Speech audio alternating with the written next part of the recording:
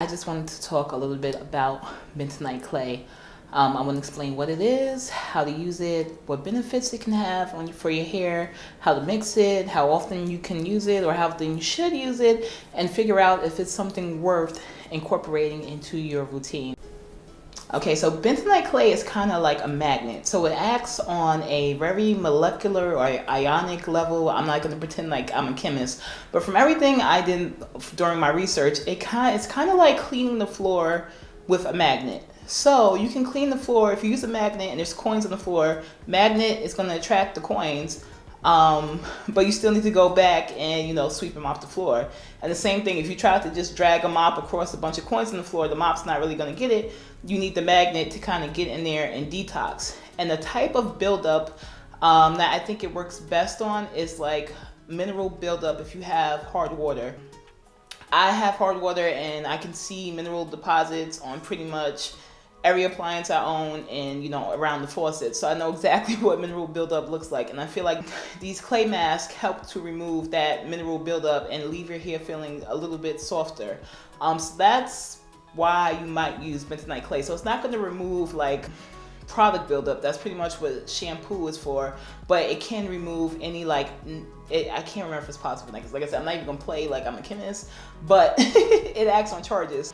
If you have any kind of mineral buildup, like any kind of hard water, it could probably help some with that. And after I did my mask, that's when I noticed my hair was softer, and I think just because it helped get some of that buildup out that was present due to me having hard water. So the first thing I'm going to talk about is how to mix bentonite clay. Bentonite clay has a pH that's similar to baking soda, so it's high on the pH scale. And to balance it out and for it to be safe for your hair, the manufacturer suggests that you mix it with apple cider vinegar, which also has benefits for the hair. So in order to mix bentonite clay, you should mix it with apple cider vinegar so that the pH is kind of tilted slightly more towards the acidic side. So what I did when I mixed the bentonite clay for this batch is that I just literally took a cup, put 2 to 3 scoops of bentonite clay, use the same cup, put 2 to 3 scoops of apple cider vinegar, and the paste was kind of thick. So before I went to go use it, I added a little bit of water, which is neutral, and I also added a little bit of oil just so that it rinses out more smoothly. Okay, so you need to mix bentonite clay using plastic. Like I literally just saved a plastic container, one of those plastic fork, knife, and spoon packets from a takeout place to mix the bentonite clay and the apple cider vinegar. And the reason for that is that, again, it acts on charges. So if you put a spoon in there, a metal spoon, or use a metal bowl, it could demagnetize the effects of the bentonite clay. So the second thing you should know is how to incorporate bentonite clay into your hair care routine. The way I did it before I shampooed. I've tried it different ways. I've tried it this time before shampoo. I've tried it immediately after shampoo, and I tried it right after conditioner. I recommend you do not put it on right after you shampoo. If you want to put it on, after you shampoo, you need to shampoo, condition, and then clay, or clay, shampoo, conditioner. Do not shampoo, clay, conditioner. When I did the clay immediately following a shampoo, it was too much. My hair felt like straw. And one of the things that other people like about bentonite clay is that it helps to clump your curls and give you some definition. So if that's what you're seeking, then you probably want to go ahead and use it after your conditioner so that clumpage is still there when you go into your styling routine.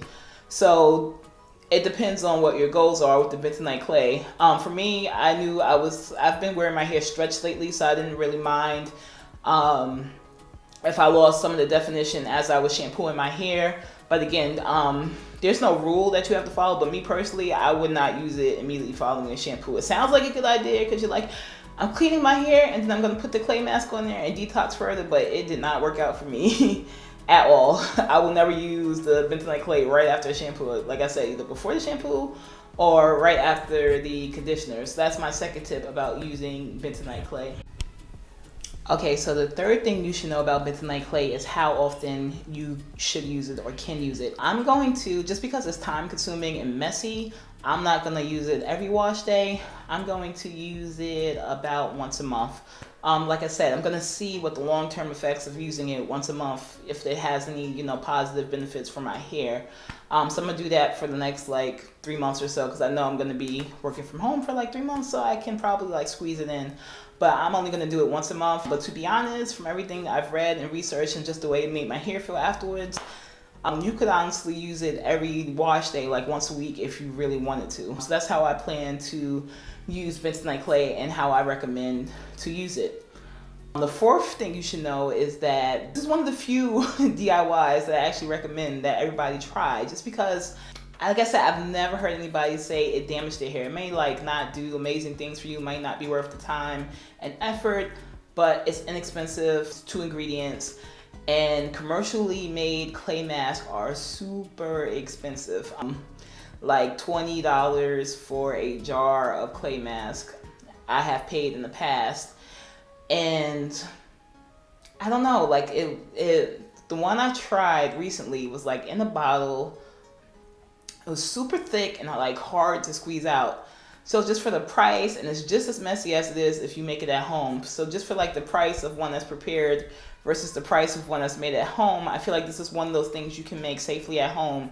If you just follow the instructions, mix it equal parts bentonite clay, equal parts apple cider vinegar, and then from there dilute it either with like aloe vera juice, which is like apparently the perfect pH for hair, or water. You should be fine. So like some DIYs, there are a lot of steps, a lot of ingredients.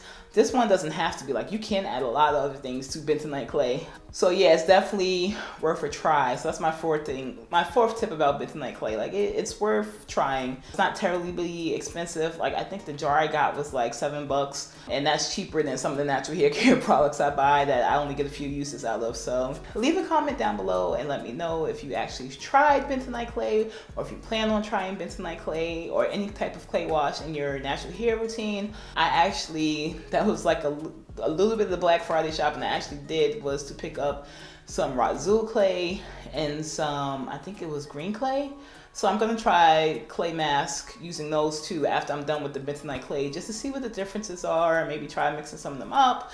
But I'm excited about this clay mask.